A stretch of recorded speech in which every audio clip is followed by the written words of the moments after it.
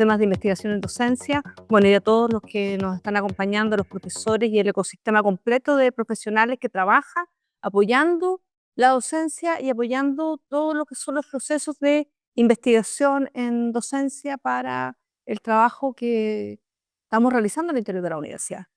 La idea de esta convocatoria y de este workshop es iniciar una conversación de más largo aliento sobre cómo vamos a ir desde la universidad y desde el SINAP movilizando los propósitos que están orientados precisamente a investigar en los procesos de enseñanza y aprendizaje en las distintas disciplinas. Cuando decimos investigación en docencia, vamos a ocupar este viejo dicho que dice cualquiera cosa signifique esto, pero hoy día queremos trabajar precisamente los temas conceptuales y procedimentales de lo que esto es, pensando en precisamente avanzar en cuáles van a ser las políticas y el movimiento que esto tiene, y por sobre todo enmarcado dentro de un elemento importante, que es un proyecto que se está realizando en la universidad, que es Ciencia Abierta, que hoy día va a ir marcando también todo lo que significa el desarrollo de la investigación en cualquiera de sus ámbitos. El doctor Orlando Gregorio entonces nos presenta el ciclo de la vida de la investigación y el papel e importancia de la ciencia abierta. Doctor Gregorio, lo dejo con el equipo, con los profesores y académicos que nos acompañan y estamos muy expectantes de escucharlo. Muchísimas gracias. Esta evaluación científica tiene en cuenta en mayor medida lo que publicamos en revistas científicas de impacto, básicamente en artículos científicos publicados en esas revistas, que digamos que son las que más valen, las que más ponderan en la investigación. Pero hay otras tipologías documentales, hay otras formas de generar conocimiento, hay otras formas de comunicar la ciencia. Y eso, si lo llevamos a un entorno ya de output, de visibilidad, pues fíjense que lo que mencionaba, básicamente Web of Science Scopus y básicamente revistas que tengan cuartil 1, cuartil 2. Este es un poco el marcaje que está teniendo la actividad científica hoy, que desde los años 60 y hasta 2004, pues habían dos bases de datos nada más para hacer investigación. Clarivate o Web of Science, que fue de EASY, después fue Thomson Reuters, después llegó a ser gestionada por Clarivate Analytics, desde el año 60 hasta 2004, que llega Scopus. Y en los últimos años, en los últimos 10 años, pues han ido incorporando fuentes que nos permiten gestionar la investigación, que nos permiten tener insumos abiertos para todo el tema de gestión de información. Y aquí rescato, pues, Google Académico, que todos lo conocemos, Dimension, que surge en el 2008, Lens, que surge por ahí también por esos años, OpenAlex, que comenzó en el 2022 y ya tiene una fuerte presencia en todos los temas de investigación, hasta otras fuentes ya menos tradicionales, digamos, pero que permiten incluso evaluar la investigación, como Crossref, como el OLCIT, como los CRIS, que muchas instituciones están gestionando, los sistemas propios de gestión de la investigación, y bases de datos con nuevos indicadores y nuevas métricas de impacto social como Altmetric. En conclusiones, el ecosistema ha cambiado, las posibilidades que tenemos para buscar información ya son muchas y ya no son reducidas como hace unos años teníamos con solo estas dos bases de datos. Fíjense que hay un proceso de selección de temas, es decir, yo para investigar pues debo tener unos temas, debo tener unas agendas de investigación, debo tener unas líneas de investigación, proyectos que están un poco en esta parte izquierda acá. Y a partir de ahí, de esas necesidades, de esos intereses de investigación, que pueden ser agendas de investigación, pueden ser prioridades de investigación dentro de las agendas de investigación, pues yo comienzo a todo el proceso de conformación de equipos, con quién yo voy a trabajar, todo esto que está en el inicio del proceso. Hay un tema acá también de gestión del tiempo que es clave en la investigación y todos lo sabemos, incluso cuando estamos haciendo un doctorado, cuando estamos haciendo un posgrado, gestionar muy bien el tiempo para poder entregar productos. Cuando estamos escribiendo un artículo científico o otro producto de investigación, también gestionar muy bien el tiempo para poder cumplir con los resultados planteados, con lo que nos proponemos. Y eso también tiene mucho que ver con las revistas científicas, porque las revistas científicas tienen sus propios tiempos. y hay que entender también mucho el mundo de la revista para entender sus tiempos. Por eso marco, por eso resalto el tema de la selección de revistas como un proceso previo y lo pongo acá, lo enfoco como una necesidad de que en los equipos de trabajo hagamos este estudio de las revistas científicas, cuáles son esos canales de comunicación, cuáles son esas revistas científicas que nos sirven a nosotros como canales de comunicación para comunicar los resultados. Por eso pongo el proceso de selección y estudio de las revistas como un proceso previo al proceso de investigación, incluso antes de ponernos a escribir, antes de ponernos a buscar información y a todo el proceso que llega después. Eso lo pongo como un antes de la investigación. Y después hay un durante, que es bueno, todo el proceso de escritura, envío a las revistas, y un proceso posterior, donde está el tema, y resalto acá el tema de la visibilidad y el tema del depósito, porque está muy relacionado con la ciencia abierta, con cómo llevamos toda esa investigación realizada a la sociedad, que es uno de los pilares, digamos, de la ciencia abierta. Prioridades son esos temas que son relevantes para la institución, esos temas que son importantes, que son prioritarios para el país, para el entorno donde nos estamos desarrollando, porque van a generar un aporte social o van a generar un aporte específico para la universidad. Entonces, a la hora de comenzar un tema de investigación, de abrir una línea de investigación, de crear agendas de investigación, yo debo ver esa correlación entre las necesidades y las prioridades. La necesidad de hacer buenas revisiones bibliográficas, de conocer cuáles son las tendencias en mi área de conocimiento y dónde están esos nichos de investigación quizás que tienen ese aporte social, que tienen ese enfoque hacia prioridades o que están teniendo un impacto que de alguna forma es importante para el grupo de trabajo, para la institución, para el departamento, para la facultad. Pues ahí buscar información y mirar un poco eso, temas más publicados, revistas donde se publica, enfoques de investigación. Y también tomar decisiones. ¿Qué publico? Un artículo, o eso es para una tesis, o eso es para un libro, para una conferencia.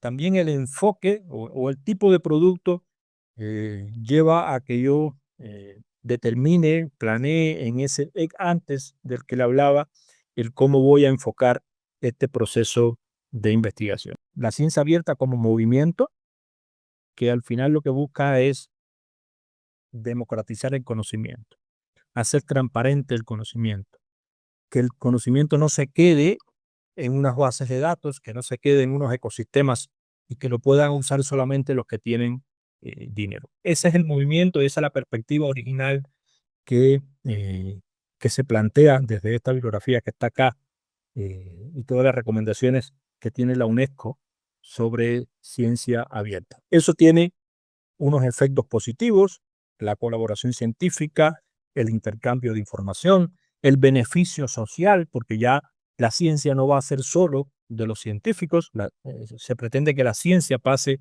también a la sociedad y por eso hablaba un poco antes de todos estos elementos de impacto social, de medidas de impacto social. Llevar el conocimiento, poner el conocimiento disponible a la sociedad y abrir de alguna forma todo el proceso de investigación.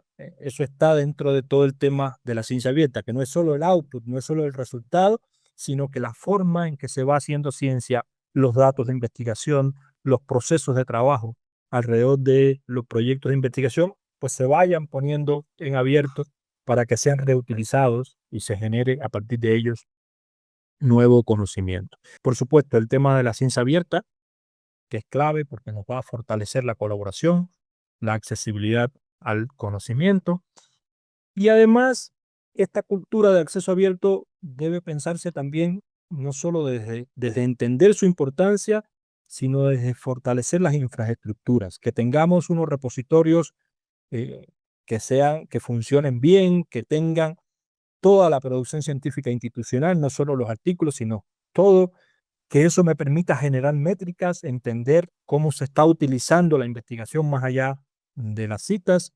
Y eso lleva también a que en los modelos de evaluación, y eso es un pedido que ya se hace mucho, incluir métricas abiertas o métricas desde la perspectiva abierta en los modelos de evaluación. El uso, la visibilidad de los recursos, el impacto social de la investigación, quién está usando la investigación, dónde se ha usado. También eso, más allá de que se publicó en cierta revista y de que tuvo tantas citas, mi artículo científico o mi libro o mi capítulo de libro publicado. Soy María José de la Dirección de Investigación y mi consulta tiene que ver con los incentivos. Hemos estado trabajando harto con Claudia de Biblioteca, con el proyecto INES, Ciencia Abierta, y un punto importante son los incentivos a los académicos, porque tenemos formas de evaluación que son muy rígidas, número de publicaciones, y obviamente tenemos que incluir de alguna manera dentro de la evaluación a nuestros académicos y académicas ciencia abierta como un incentivo y no solo monetario, porque es muy fácil decir, bueno, publica en acceso abierto y le pasamos plata, y no es la idea. Entonces, ¿cómo incluir estos incentivos distintos al dinero dentro de la evaluación académica? Primero vamos a tener un taller práctico. Conversamos mucho respecto de cuál podría ser la mejor estructura. Consideramos que era mejor tener primero un taller y recoger cuál es el sentir de cada uno respecto de qué es innovar e investigar en la docencia, para luego pasar a una breve conferencia respecto de los debates, qué se dice al respecto y cómo esto se está promoviendo a nivel nacional e internacional. Y también lo que ocurre es que nuestros editores estaban teniendo muchísimos problemas y se estaban agotando en exceso. ¿Por qué? Porque Taylor & Francis, el problema que tiene es que está externalizando, para abaratar costos, externaliza mucho del trabajo. Entonces, lo voy a decir en buen español de Chile, a nuestros editores les pasaba que había un proceso de compra huevo. Entonces tú establecías algo, lo conversabas con A, después ese A no estaba, lo conversabas con B, después lo conversabas con C, con D, con E, y resulta que el trabajo editorial que nuestros editores en el Journal hacen a muchísima conciencia, siendo gente académicos de todo el mundo, nos empezaron a decir, mira, la verdad es que yo no sé si voy a poder continuar el próximo año porque me está resultando muy agotador este tema. Entonces, nosotros tuvimos que ir y conversarlo. Ahora, yo diría que se mejoraron las condiciones, se mejoraron bastante a partir de la conversación que tuvimos en junio, pero también me quedó claro que el sistema como tal, por lo menos en educación y ciencias sociales, el sistema de publicación, que fue lo que nos transmitieron, está bajo muchísima tensión, ¿sí? Tensión económica. Y por eso también es que tienen que externalizar hacia India, hacia Asia también. Este es una Taylor & Francis con quienes conversamos, fue una reunión en Londres, sus oficinas están en Londres, pero la externalización se da hacia otros lados. Entonces, además de lo que se mencionaba, hay otras complejidades, inclusive si uno tiene un journal y quiere hacerlo bien y quiere tener open access y no quiere cobrar y es un Q2, ¿sí? Mantener eso es, la verdad, que es una carga súper fuerte y constantemente estamos buscando gente que nos apoye y a través de todo el mundo en un trabajo constante. El journal se llama, si lo quieren buscar después, se llama IJET,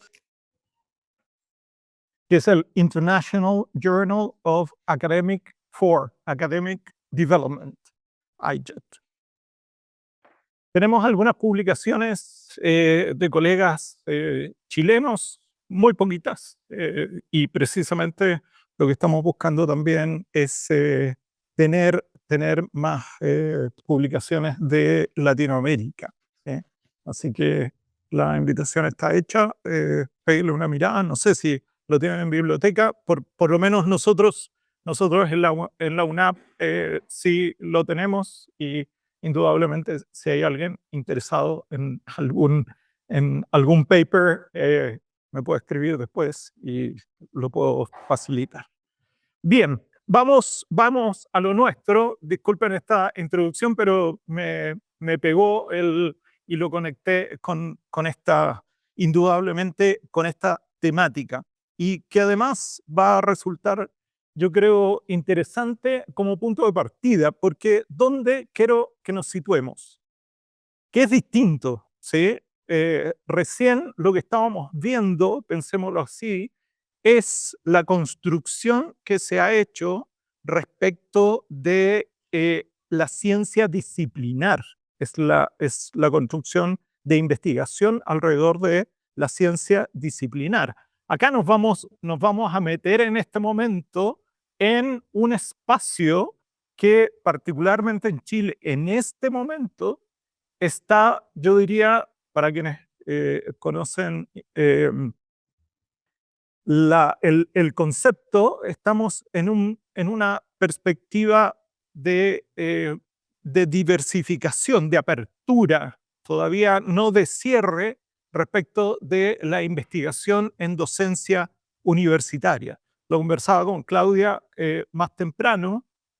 Sin lugar a dudas, hemos tenido investigación en docencia universitaria desde hace décadas. ¿Sí?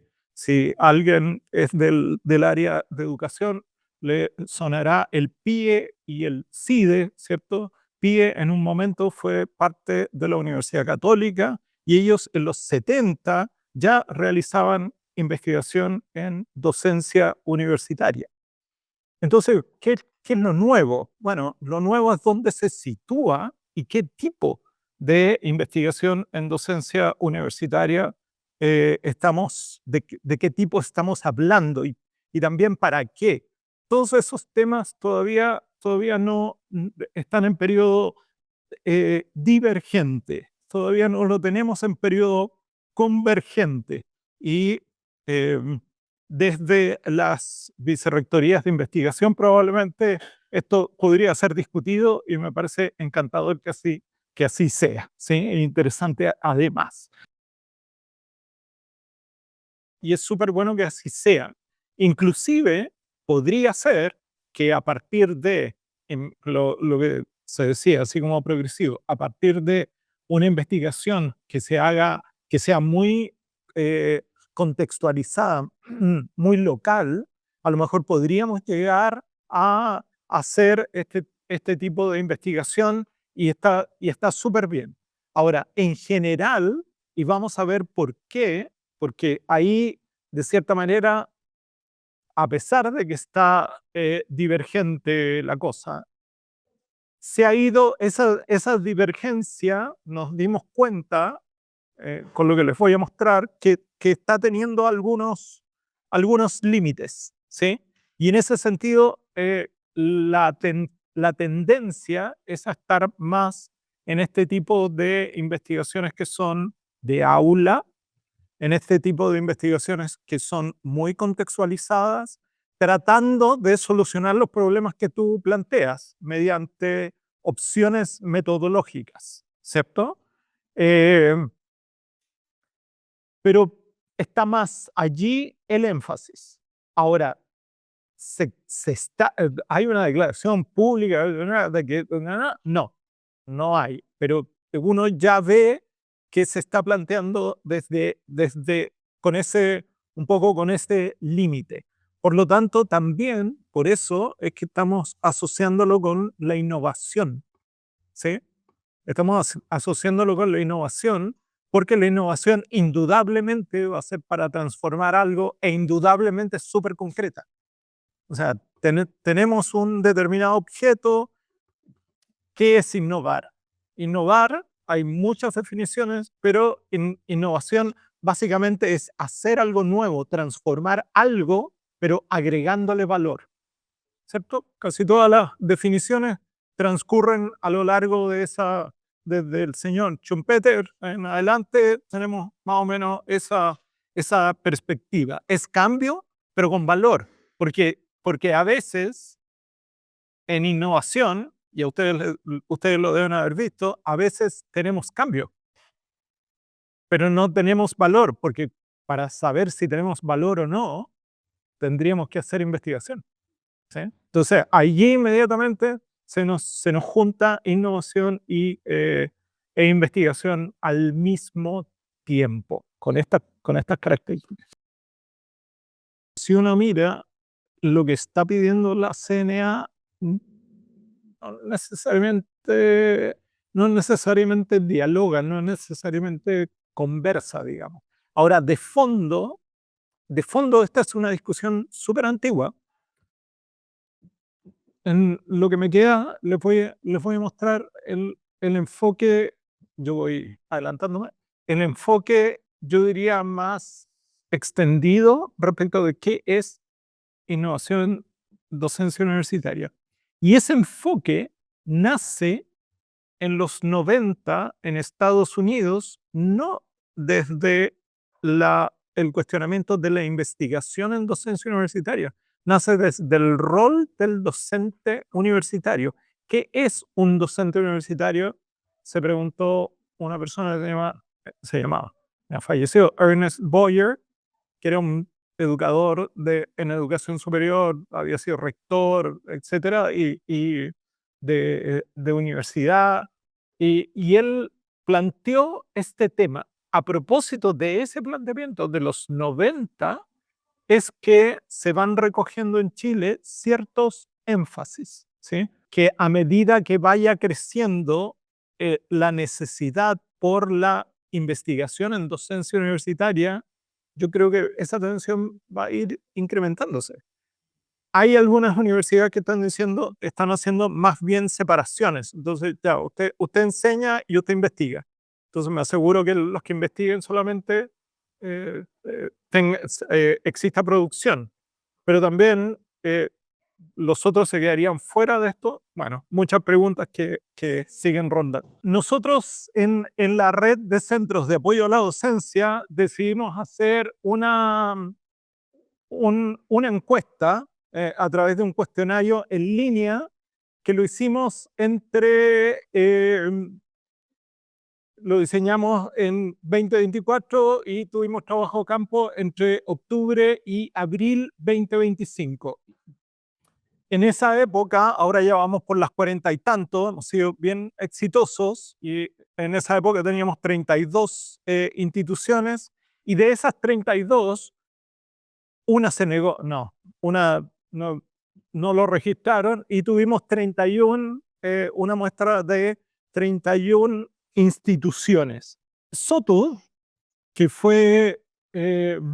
es un término que fue acuñado por Ernest Boyer, que escribió este libro, Scholarship Reconsidered, Priorities of the Professorate, en 1990. Entonces, él propuso una redefinición de la actividad académica para reflejar la diversidad del talento del profesorado, ¿sí? Es decir, no estamos hablando de investigación necesariamente, pero sí lo incluye, ¿sí?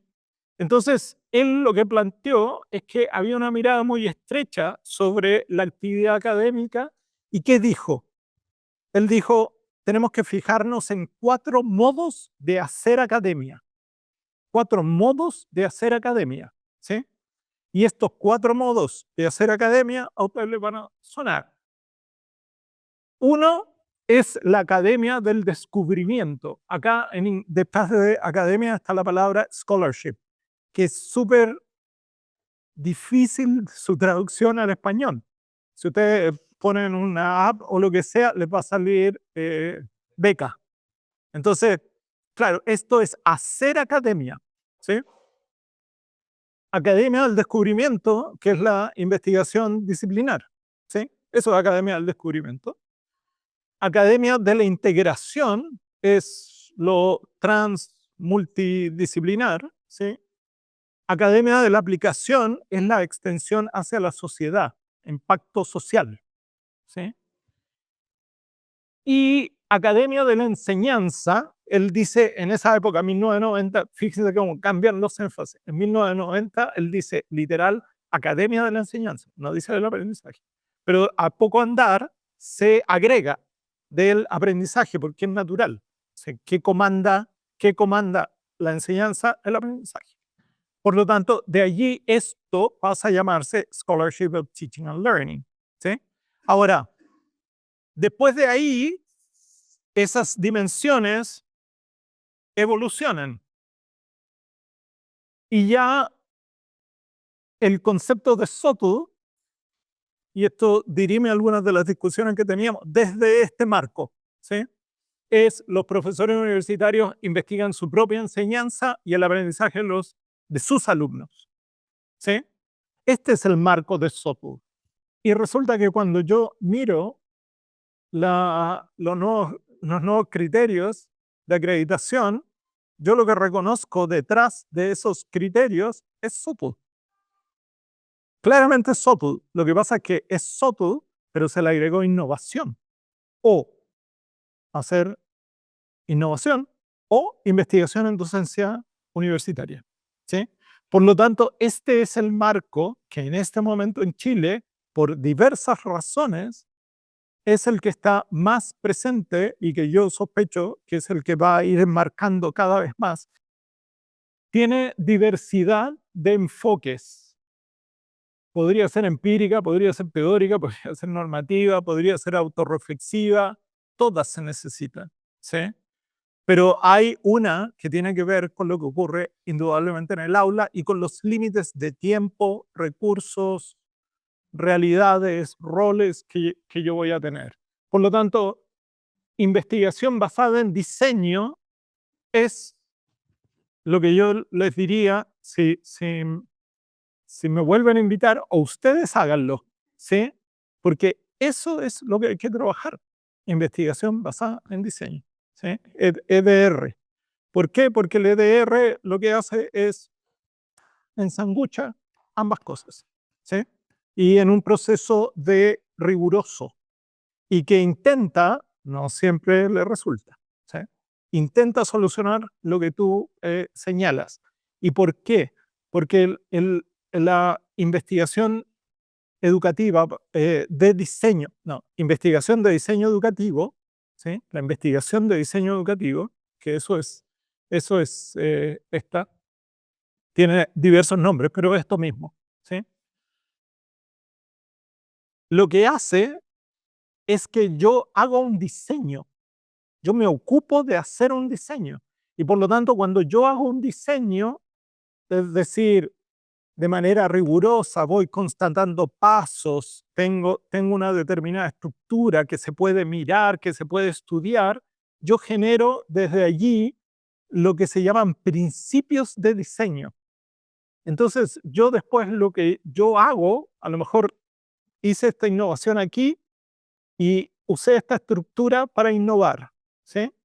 Y tiene ciertos principios de diseño. Yo después, esos principios de diseño son los que yo miro esto fue en matemática, primer año, yo esos principios de diseño son los que traslado a biología, cuarto semestre. ¿Ya? Ahí tratando este tema. El resto de estas preocupaciones que tú planteabas, claro, hay también los sesgos, etcétera, hay que irlos trabajando de manera rigurosa, sistemática, y además lo que te dice esto es que la comprensión conceptual, que es uno de los objetivos que tiene la investigación de diseño educativo, pasa por ciclos. Es decir, a lo mejor en el primer ciclo te van a quedar más preguntas que respuestas. Bueno, vuelvo a hacerlo de manera rigurosa, etc. ¿Sí? Entonces, en temas metodológicos, esto yo diría se recomienda. Es distinto de la investigación-acción. La investigación-acción es mucho menos transferible porque no se ocupa de los elementos de diseño. Bueno, y tenemos desde fenomenológico, pasando por estudios de caso, etcétera, etcétera. Porque acá abajo dice, reconozco a quien lo generó, es básicamente de una presentación que hace un amigo mío alemán que trabaja en Noruega, pero él es especialista en la mirada de SOTU de todo el ámbito de habla alemana, o sea, Suiza, bueno, Alemania, etcétera, etcétera. ¿Sí? Por lo tanto, yo a partir de esto y de las conversaciones con él, es que yo decía con bastante fundamento que la mirada de Sopel, nosotros estamos tratando de partir acá, muy arriba. Necesitamos ir cimentando en esto que yo decía, difundir, ser riguroso en pequeños espacios, pero eso ir construyendo